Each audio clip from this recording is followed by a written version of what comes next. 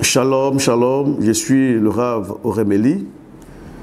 Heureux de vous retrouver sur cet autre numéro qui désormais se court sur la médisance que j'introduis dans mes études et au public. Va être un numéro qui va vous parler en profondeur des lois sur la médisance. Parce que la médisance elle-même renferme la diffamation, le faux témoignage et ce qu'on appelle la calomnie. Donc la médisance regroupe, je pourrais dire, la calomnie, la diffamation et le faux témoignage.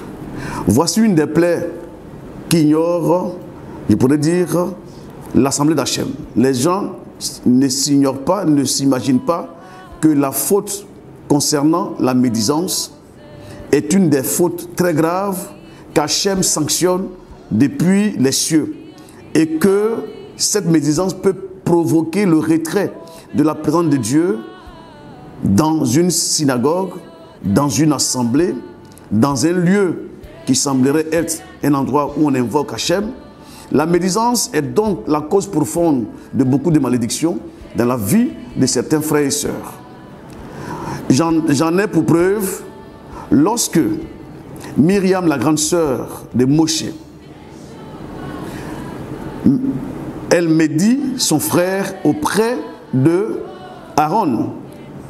Mais la Torah nous dit qu'elle fut exclue non seulement du camp, parce que frappée par la lèpre, mais elle et Aaron, les deux, ont été donc frappés de lèpre et excommuniés de la communauté. Pour la simple raison que Myriam, qui est donc l'auteur de cette médisance, et Aaron, qui est donc l'auditeur de la médisance, les deux ont reçu donc une conséquence, celle d'être retirés du camp parce que frappés par la lèpre. J'aimerais donc dire que ce numéro va comporter une étude minutieuse et profonde des lois sur la médisance qui aujourd'hui dévaste et détruit le corps d'Hachem. Parce qu'il y a beaucoup de dispositions, tant dans la Torah écrite que dans la Torah orale, qui nous parlent de la médisance.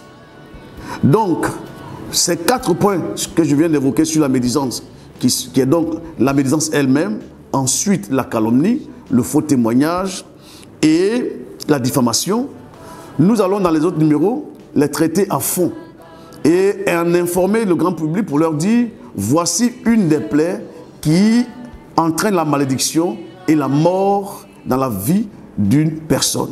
Qu'Hachem vous bénisse et soyez nombreux tous les lundis à me suivre sur ma page pour avoir l'étude sur les lois concernant la médisance. Qu'Hachem vous bénisse et vous fortifie. Amen.